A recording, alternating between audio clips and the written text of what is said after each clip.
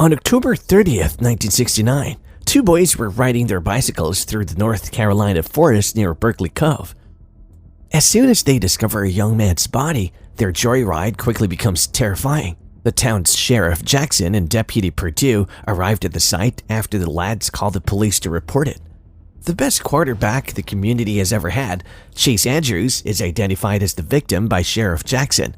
They quickly begin investigations and conclude that Catherine Kaya Clark, often known as Marsh Girl, is responsible. They then locate her and arrest her. As they transport her to jail, she's met with harsh criticism from the public. A lawyer called Tom Milton approaches Catherine while she's in detention and offers to represent her. While he tries to explain the gravity of her situation and how the public will evaluate her in court, Catherine remains silent. When Tom is about to leave, Catherine starts to speak. Catherine used to reside with her mother, elder siblings, and their violent father in 1953. Their mother leaves them one night after their father becomes more abusive. Catherine rushes after her, but she won't turn around. Her sister Mandy is the first to leave the house, followed by her sister Missy and brother Murph. Months later, when her brother Jody prepares to depart, he advises Catherine to flee into the marsh and seek refuge where the Crawdads Sing. Father and daughter are left alone. Tate Walker, a boy she encounters in the marsh, ends up becoming her friend. One day, her father brings her to a nearby shop where she meets James Madison, the proprietor who treats them with respect and doesn't look at them negatively. After learning that Catherine isn't receiving appropriate nutrition, Mabel, the man's wife, asks Catherine whether she attends school so she may eat a nice hot lunch and make some friends. She even offers Catherine some clothes in an effort to get her to attend class. When Catherine arrives in town and deciding to attend the school, she runs into Tom, who points her in the direction of the institution. Catherine shows up for class, but the other students make fun of her because of how she looks, so she leaves and never comes back. Later, she begins spending time fishing with her father. He becomes friendly toward her and even provides her with a rucksack so she may gather feathers and seashells. Later, she's thrilled to get a letter from her mother. Her father reads it before burning it after receiving it from her. Then he informs Catherine that her mother won't be returning. That evening, she discovers her father angry and destroying all signs of her mother. Later on, he deserts Catherine, leaving her home alone. As soon as the food and necessities ran out, she found it difficult to survive. She goes out to gather mussels in the marsh and sells them to Madison's business so she may buy goods. Mabel then starts to assist her in every way she can. Moving on to the present, Mabel sends Catherine a bag of clothing which she wears for her initial court appearance. When the audience begins to criticize Catherine, primarily due to her character, Tom wants Catherine to testify in court that she first met Chase that evening and that they got into a fight and that Chase then fell from the tower after tripping over a broken grate. Although he assures that he can get her out in 6, he claims she will serve 10 years. Even though Tom has warned that if they lose, Catherine will receive a life sentence in prison. Catherine doesn't want to say anything in court and wants to escape from jail. Chase's family attorney works hard to persuade the jurors at the trial that Catherine is guilty. Tom urges Catherine to maintain her composure and stands up for her because there is insufficient proof that she killed Chase. Meanwhile, Catherine is having another flashback. In 1962, Catherine reached adulthood. When Catherine discovers some letters Tate left by the tree, she admits she's unable to read them.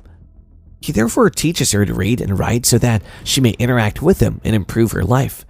Tate is welcomed to Catherine's home by her over the following few days, during which time he instructs her in reading and a variety of other skills. In the meantime, a social services representative shows up at Madison's store and inquires about Catherine. He learned that she was living alone and wanted to place her in a group home, but he couldn't locate her there. Catherine tells Tate about the man, and Tate believes it's not an awful location and she would enjoy nice meals. She claims, however, that she would never leave the marsh to live with a large group of strangers. Tate then answers Catherine's question about why he never talks about his mother by saying that his mother and sister were killed in a vehicle accident. When he becomes upset, Catherine tries to console him. When she asks to be his girlfriend, he enthusiastically accepts. Tate and Catherine were ready to make love by the river when Tate decided against it out of concern that he could further damage Catherine's life. One day, Tate lets it slip that he was accepted to college and would depart in a week. When Tate tells Catherine he wants to do something in life, she becomes upset and begs him to stay. But before he can explain, Catherine flees. Tate visits her home one night to spend one last night with her. He gives her a list of publishers before departing, telling her to send them all of her sketches and notes because he thinks they're highly original. Tate assures Catherine that he won't forget her after he gets settled in at school and vows to see her on the 4th of July in a month. Once again by herself, Catherine spends most of her time drawing. On July 4th, Catherine is eager to meet Tate and makes her way to the beach. She waits there all day for him but is heartbroken when he doesn't show up since she believes he has abandoned her. In the present, Sheriff Jackson states in court that there are no signs of anything around the tower or Chase's body, proving that the evidence had been tampered with. Tom defends her by claiming that the traces must have vanished due to high tide.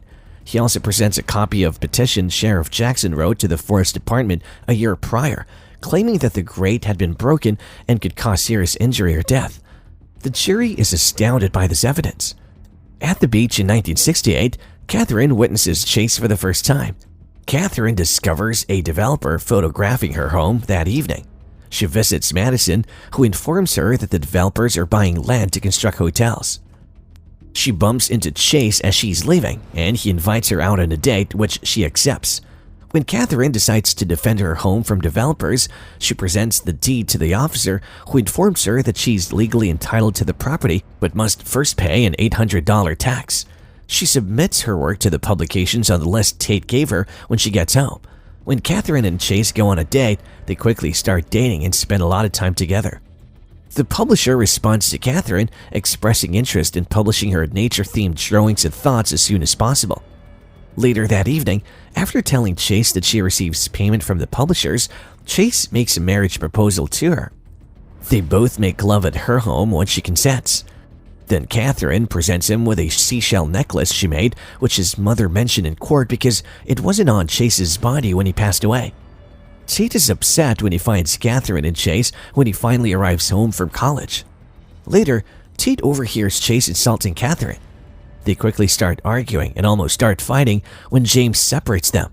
When Tate gets to Catherine's house, she becomes irate and begins to throw rocks at him before he begins to apologize and explain himself. He inquires whether she can forgive him, but she replies that she's unsure. When Catherine bumps into Chase while out and about and discovers that he's engaged to someone else, she breaks up her connection with them. A few days later, she receives her book. The publishers check in the news that she will be attending a conference the following month. She quickly pays off the tax and spends some of the proceeds to remodel her home. One day, Jody appears. He had enlisted and located Catherine after discovering her book. He claims he's unaware of any further siblings and wouldn't be able to identify them even if he saw them.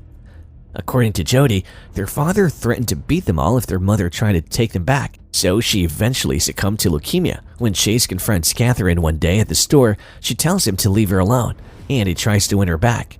She then smashes Chase with a rock after he starts beating and shoving her.